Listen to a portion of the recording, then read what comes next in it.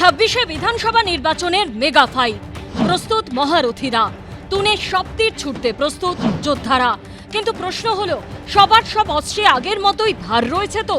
Vote আস্তে আস্তে তৃণমূল সংখ্যালঘু ভোট ব্যাংক অক্ষত থাকবে তো? মতুয়ারা আগের মতোই বিজেপির পাশে থাকবে তো?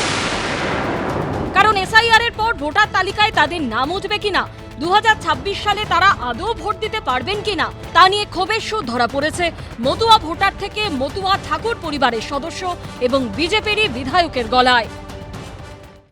বহুত বড় আতঙ্কের মধ্যে আছি আমরা। এদেশে এতদিন ধরে বসবাস করছি, আজকে আমাদের এতদিন আমরা ভোট দিয়ে এসেছি, আমাদের ভোটে তারা নেতা হয়েছে, মন্ত্রী হয়েছে, আর আজকে আমাদের ভোট নেই।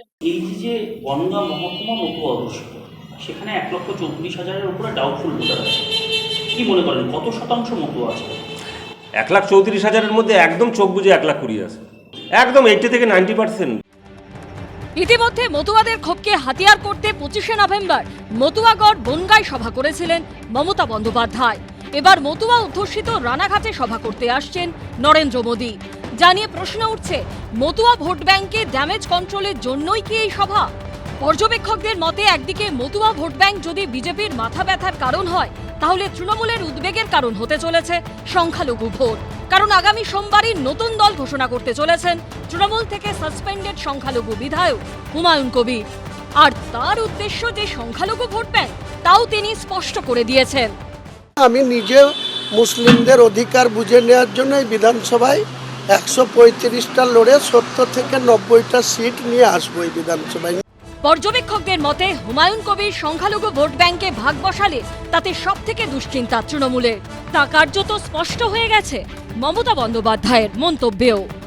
ইলেকশনের সময় সংখ্যালঘু ভোট ভাগ করবার চেষ্টা করছেন। অর্থাৎ বিধানসভা ভোটের আগে কোনো দলই পুরোপুরি স্বস্তিতে নেই। মতুয়া ভোটারদের যারা বাংলাদেশ থেকে এই দেশে চলে আসতে বাধ্য হয়েছেন, তাদেরকে বিজেপি তাদের একটা ন্যাচারাল ভোট বেস হিসেবে ধরে রেখেছিল। কিন্তু সিএ হোক বা এসআইআর হোক, অনিশ্চয়তা, তাদের নিরাপত্তাহীনতা সবচেয়ে বেশি বাড়ছে। তার ফলে এটা গেরুয়া শিবিরের জন্য নিশ্চয়ই একটা মাথা ব্যথার কারণ। হুমায়ুন কবির যে জায়গায় রাজনীতি করছেন, সেখানে অ্যাকচুয়ালি সংখ্যালঘুরা সংখ্যাগরিষ্ঠ, উনি যে বেল্টটাই রাজনীতি করছেন, ফলে সেইখানে হয়তো কিছু একটা প্রভাব পড়তে পারে। কিন্তু ওভারঅল পশ্চিমবঙ্গে খুব যে এর প্রভাব পড়বে এমনটা মনে হয় না। শেষ অবধি বিধানসভা ভোটে কাদের ভোট কোন দিকে যাবে সেটাই দেখার। সমীরণ পালের রিপোর্ট, এবিপি আনন্দ। এবিপি আনন্দ, এগিয়ে থাকে, এগিয়ে রাখে।